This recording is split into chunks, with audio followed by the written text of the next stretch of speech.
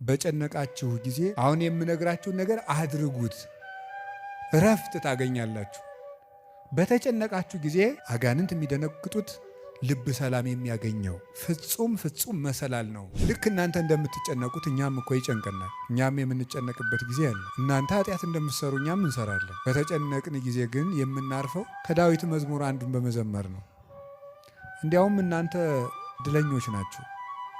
እናንተ ቢጨንቃችሁ ወደ አንድ ቄስ ሄዳችሁ ትናዘዛላችሁ። ቄስ ሲጨንቀው ግን ወደ ማን ይሄዳል? ጳጳሱ ቢጨንቃቸው ከፓትርያርኩ ይሄዳሉ።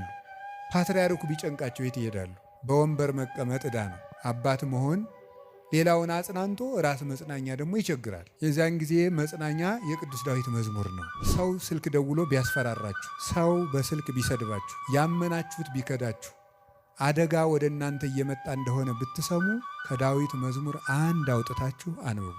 አቤቱ ፊትህን እሻለሁ፣ አቤቱ ፊትህን ከኔ አትመልስ። አቤቱ ፊትህን እፈልጋለሁ፣ ከባሪያህም ተቆጥተህ አትራቅ።